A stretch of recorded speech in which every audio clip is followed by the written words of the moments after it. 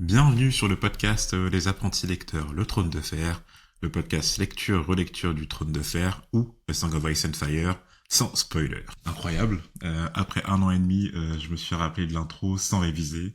Je suis très fier de moi. Je vous avoue que ça fait longtemps, donc là, faut que je remette les plats dans le pied. Comme je viens de le dire, ça fait longtemps, on avait un peu disparu. Vous avez dû avoir une petite surprise, envoyer une notification popée disant que les apprentis lecteurs ressortent un épisode aujourd'hui. Ça sera sans Guillaume, même si du coup, avant de tourner c'est pas un épisode d'ailleurs, hein, cette petite annonce, ce petit message, ce que vous voulez. Je me suis concerté avec lui, on a beaucoup discuté, etc. Donc tout ce que je veux dire là à présent a été vu en amont avec Guillaume et je pense qu'il est en accord avec peut-être 95% de tout ce que je vais dire. On a reçu énormément de messages depuis l'arrêt de l'émission, enfin la pause de l'émission qui date de début 2024, début 2023 pardon, si je dis pas de conneries, donc merci beaucoup. Et en contrepartie, on n'en a répondu à aucun, pour X ou Y raison. C'est pour ça que je tenais d'abord à faire cette petite annonce, ce petit message, avant de me replonger personnellement dans chacun des messages, des encouragements, du soutien que vous nous avez envoyé et que je répondrai à chacun et chacune. Mais bon, par souci d'égalité, je préfère lancer ce petit épisode avant. Et donc, pour répondre à toutes vos interrogations, je vais un peu vous expliquer ce qui s'est passé. De toute façon, vous en avez déjà un peu parlé sur les derniers épisodes, mais sur l'année 2022-2023, il y avait déjà eu pas mal de changements dans nos vies. Déjà, on n'habitait plus à proximité, et on n'habite toujours plus à proximité avec Guillaume, ce qui fait que d'une part, c'est moins facile de se retrouver évidemment. Il faut organiser tout ça à distance. Certes, il y a des sites pour ça. Certes, il y a des logiciels, mais c'est toujours moins agréable que d'être en présentiel avec lui. Nique le télétravail, MDR. Et surtout, en fait, c'est tout de suite un peu moins naturel. C'est-à-dire que il y a pas cette possibilité de dire à Guillaume de l'appeler à 21h, bah viens, on se retrouve dans 1 heure et on fait un épisode. Là, c'est tout de suite beaucoup plus procédurier. On doit prévoir dans notre emploi du temps une case horaire, une date pour que l'épisode se fasse et ouais, donc c'est moins fluide et ça perd de sa spontanéité. C'est dommage et du coup, je pense que on l'a beaucoup ressenti nous en tournant les différents épisodes. Outre la localisation, il y a aussi le fait que personnellement et professionnellement, nos vies ont quelque peu changé. Professionnellement parce que on avance dans les études, dans le travail et du coup évidemment on a moins de temps à consacrer à cette passion qu'est le trône de fer. Puis personnellement voilà, j'espère ne rien révéler de la vidéo, mais on habite tous les deux avec nos deux différentes compagnes et bon c'est tout de suite un peu moins facile que en tant qu'étudiant, voilà, on se retrouvait à 23h et puis on faisait nos vies, quoi, et puis on avait le droit de raconter à personne, que maintenant, on a nos copines sur le dos. Je pense qu'elle va pas écouter l'épisode de ma copine, donc je peux parler d'elle de cette manière. Mais c'est un peu moins facile de lui dire 2 fois par semaine de nuit, ah excuse-moi chérie, à 20h je coupe notre relation et puis je me consacre aux épisodes, quoi. C'est un peu plus tendu et c'est un peu la même chose pour Guillaume.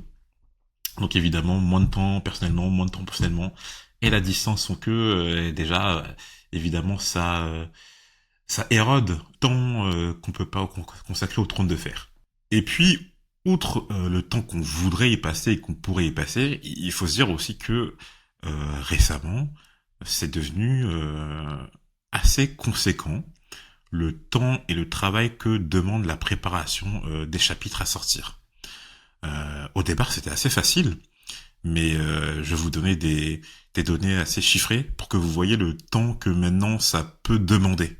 Enfin, vous voyez bien que LH fait référence évidemment par exemple au prélude de Clash of Kings, mais même tous les chapitres depuis la fin de Game of Thrones, le Chevalier Errant et le début de Clash of Kings, surtout le début de Clash of Kings, j'ai l'impression que mon temps de travail a littéralement doublé. Alors, je dis travail, c'est parce que évidemment, moi c'est une passion, mais c'est quand même un effort à fournir. C'est-à-dire que maintenant, c'est des chapitres assez gros. Ils sont pratiquement 1,5 à 2 fois plus longs que les chapitres de Game of Thrones. Et puis, les informations à extraire, à lisser, à traiter pour ressortir un rendu convenable sont plus considérables en fait. Parce que, évidemment, bah, il y a un passif maintenant derrière la série, derrière les épisodes. Donc à chaque fois, il faut qu'on fasse des recherches sur ce qu'on a déjà dit, à quel moment ça a été dit, au niveau de quel personnage. Moi, il faut que je fasse attention à pas spoiler Guillaume, donc c'est compliqué. Euh, Il y a vraiment maintenant une flopée de personnages, d'intrigues, qui font que à chaque fois que une information ou un nom apparaît, je dois vraiment rechercher pendant pas mal de temps dans différentes sources, que ce soit Game of Thrones, Clash of Kings, le Chevalier errant, l'encyclopédie, etc., pour être sûr d'avoir la bonne information et qu'elle soit ressortie de manière cohérente par rapport à notre podcast. Et il faut savoir qu'au tout début, nous, comment dire, notre but c'était de traiter tous les chapitres avant que Martin sorte le tome 6, The Winds of Winter. Donc on voulait sortir un chapitre par semaine. Mais je vais essayer de vous faire rendre compte que ça demande maintenant de sortir un chapitre par semaine. C'est-à-dire que, bon, déjà, lire le chapitre, ça prend une trentaine de minutes, 30 minutes à 1 heure, mais c'est juste pour lire le chapitre, pour vraiment se rendre compte de quoi il parle.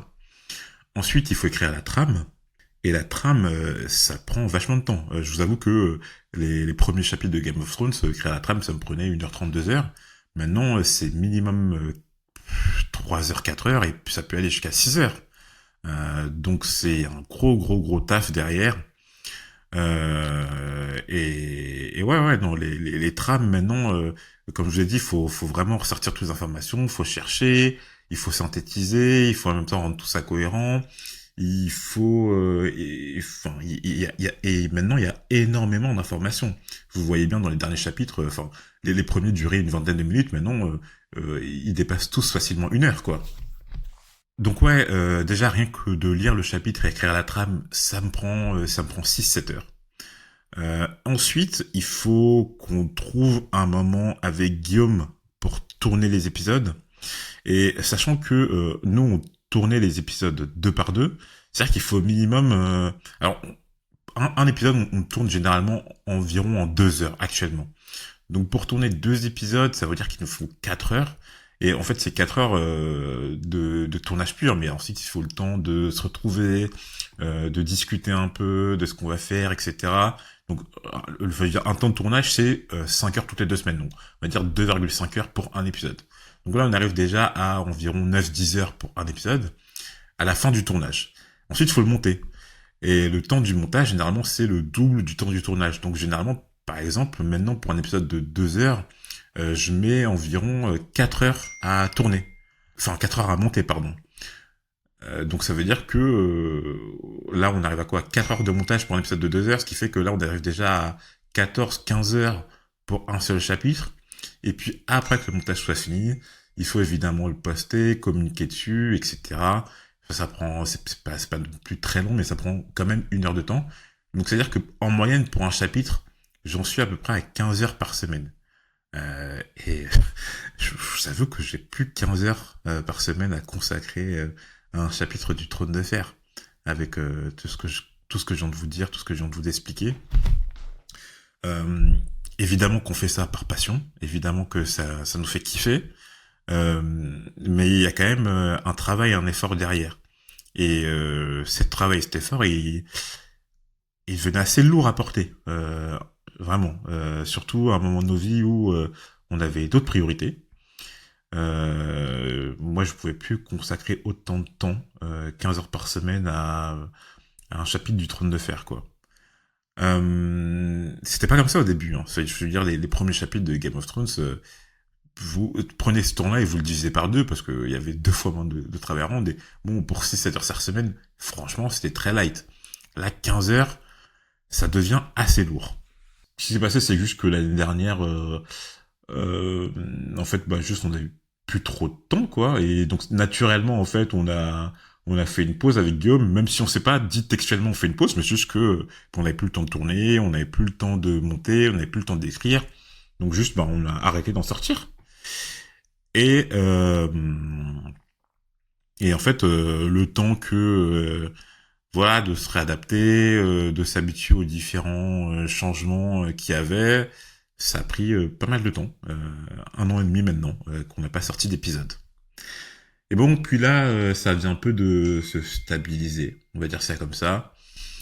Et puis, à force de recevoir, et ce qui me fait énormément plaisir, mais à chaque fois, ça me fait sourire.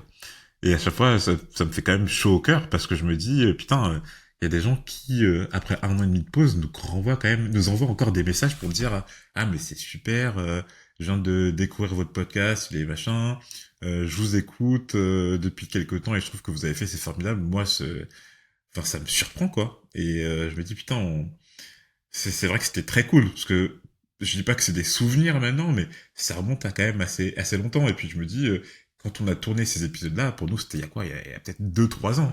Alors que pour vous, c'est peut-être très récent, mais pour nous, c'était limite notre époque, quoi. Mais on n'a jamais décidé avec Guillaume d'arrêter. C'est pour ça qu'il n'y a jamais eu, par exemple, d'annonce de fin ou quoi. C'est juste qu'on s'est dit, on prendra au moment où on aura envie de reprendre. Maintenant, la suite des événements, c'est quoi?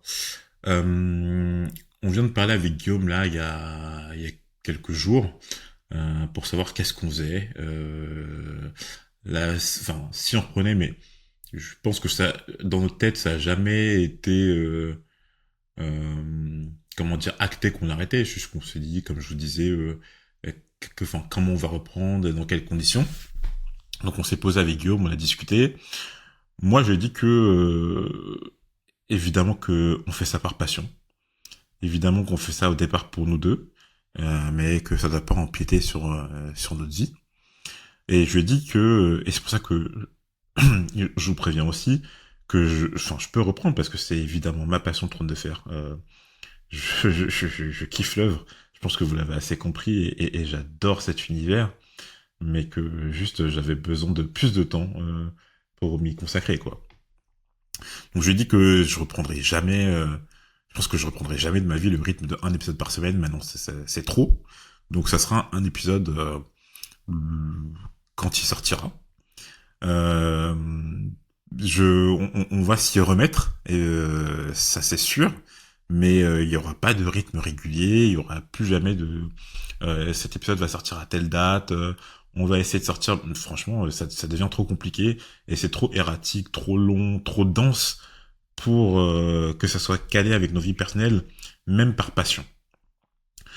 Donc moi, je vous envoie ce message, cette petite lettre à vous, les auditeurs, pour que vous puissiez nous dire ce que vous en pensez. Pas forcément que votre avis va influer sur notre décision, mais je pense qu'on vous doit quand même un petit quelque chose, une petite réponse, ou en tout cas un avis de situation. Et pour que vous me disiez, est-ce que vous, ça vous intéresse de suivre, ou en tout cas de continuer à suivre le podcast, même avec un rythme très irrégulier, ou si, bah voilà quoi, enfin, naturellement, qu'est-ce que vous en pensez? Qu'est-ce que vous vous dites? Est-ce que vous avez continué cet épisode? Est-ce que vous êtes toujours abonné? Est-ce que ça vous intéresse toujours? Moi, j'aimerais bien avoir un retour. Mais évidemment, le podcast nous concerne, nous, moi et Guillaume. Et puis au départ, on l'a commencé juste pour nous, quoi. C'est-à-dire que au départ, il n'y avait pas eu de but, je sais pas, commercial, but financier. C'était vraiment de la pure passion. Et on va continuer tous les deux par pure passion parce qu'on kiffe l'œuvre, on kiffe l'univers. Et moi, j'adore ce format avec Guillaume. Mais je voulais quand même savoir, à vous, les auditeurs, comment vous le recevez, quoi. Comment vous avez reçu cette pause et comment vous recevrez le fait de recevoir à nouveau des épisodes, même si c'est sur un rythme plus irrégulier. Sachant que je vous dis ça, mais même si on reprend, je pense pas que ça sera avant le début de l'année 2025, pour 2 raisons. D'une part, bah ça fait quand même 1 an et demi, donc évidemment que j'adore le trône de fer et que c'est ma passion, mais ça fait longtemps que je me suis pas replongé dans cette passion.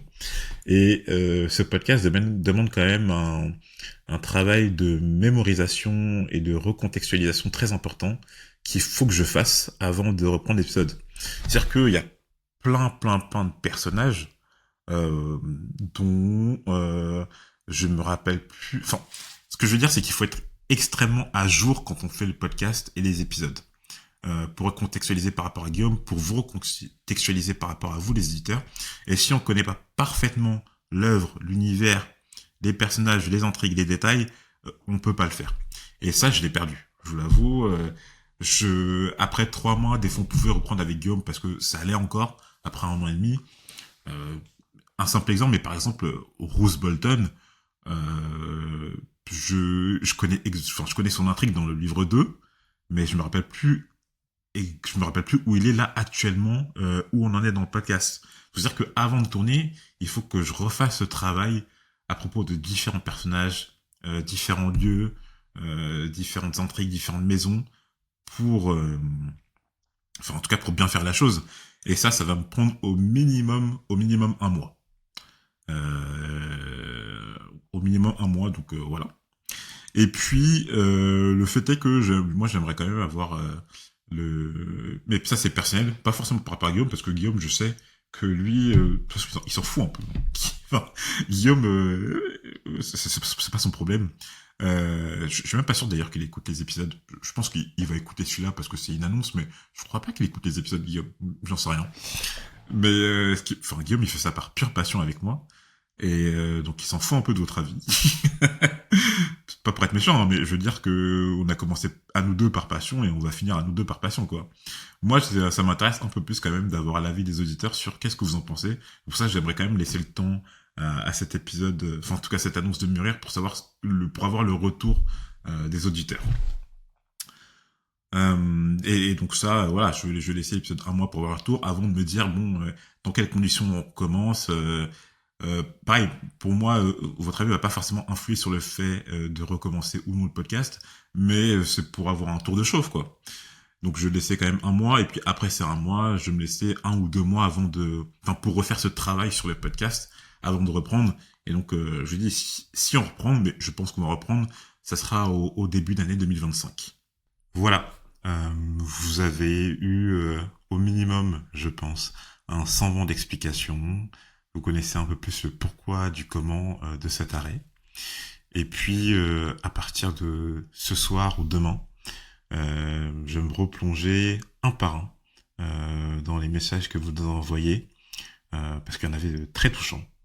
Sincèrement, il y en a qui m'ont agrippé au cœur. J'ai pas répondu, mais c'était sincèrement, merci beaucoup. Et pour certains messages, merci beaucoup de nous encourager, de vous être rendu compte du travail, de l'effort et même si évidemment on n'est pas les plus qualitatifs, mais de voir qu'il y a des gens qui se sont rendus compte qu'il y avait un cœur derrière ce podcast, moi ça m'a vachement touché. Donc merci beaucoup à vous qui nous avez envoyé un message, qui avait fait cet effort de nous remercier, d'échanger, de discuter avec nous, de vouloir avoir un retour. Sincèrement, merci beaucoup. C'est tout ce que j'ai à dire en fait, parce que il y a pas grand chose à dire de plus, mais je vais vous répondre vraiment personnellement un par un. Pour tous ceux qui ont commencé le podcast pendant qu'on était en pause, bienvenue, parce que du coup vous avez jamais eu de, comment dire, d'interaction live vis-à-vis de la sortie des épisodes. Bienvenue et j'espère que vous avez apprécié, j'espère que le podcast vous a aidé dans votre itinéraire avec le trône de fer. Pour tous ceux qu'on a lâchés en route, je m'excuse quand même. Je pense que ça mérite quand même des excuses, oui, de vous avoir lâché en si bonne route. Je sais qu'il y avait des gens qui avaient commencé la saga avec nous et qui attendaient justement nos épisodes pour continuer les différents chapitres. Évidemment, pour ces gens-là, on est désolé. Surtout que c'était très cool sur la fin parce qu'on commençait vraiment à avoir une communauté. Et je pense à l'épisode qu'on avait fait avec Charlotte qui était très bien. Et d'ailleurs, Charlotte, je pense à toi, il faut que je te réponde. Je pense aux différents épisodes qu'on avait tournés avec d'autres auditeurs mais qu'on n'avait pas encore sortis. D'ailleurs, je sais pas s'ils vont sortir du coup maintenant, mais ils sont encore sur le disque dur. Euh, et puis pour tout le monde, n'hésitez pas à nous donner à nous donner votre retour par rapport à cet épisode, cette annonce. Ça fait très choqueur en fait de voir que je sais pas. Enfin, des fois on reçoit des messages et tout, je me dis mais comment ça, enfin, on s'étonne toujours en fait qu'il y a des gens qui écoutent vraiment le podcast quoi, parce que on vous l'a déjà un peu dit, mais Guillaume et moi on a commencé dans je sais pas dans une chambre à deux comme ça et puis c'était vraiment pour nous deux on discutait et puis on se dit putain il y a vraiment des gens à Toulouse qui nous écoutent, c'est incroyable quoi. Donc merci, merci, merci.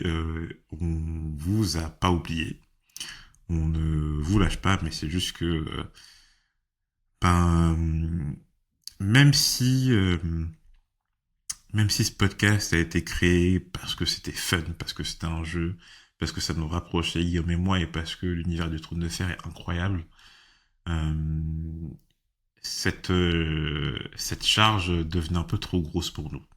Donc on espère que nous on adore et on veut continuer l'aventure avec vous, mais permettez-nous, s'il vous plaît, de réduire un peu cette charge. Je sais plus comment on terminait les épisodes. Je crois qu'on vous disait machin. Non, je sais plus. Je sais pas comment je vais le terminer d'ailleurs. En vous disant merci, ciao, à la prochaine. Peut-être qu'on se retrouvera. Sûrement en début d'année 2025. Et puis si vous voulez nous retrouver un peu plus tôt, n'hésitez pas à nous envoyer un message. Et puis cette fois, je vous répondrai rapidement. À la prochaine. Ah, et j'oubliais. Comme vous l'avez un peu compris, Guillaume lit rarement les messages parce que c'est pas son problème. Donc c'est moi qui m'occupe de la communication. Donc si vous avez une question spécifique à lui poser, n'hésitez pas à me le dire.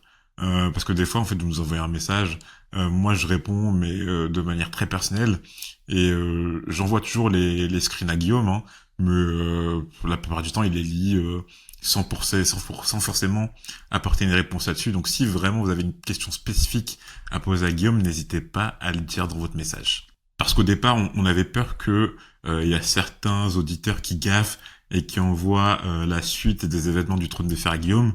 Donc, et le principe de l'émission du podcast est vraiment qu'il reste vierge de toute information. Donc, je filtrais un peu les messages au début. Du coup, ce qui fait que Guillaume lit jamais directement les messages. Donc, n'oubliez pas. Question spécifique à Guillaume, il faut le dire. Ciao.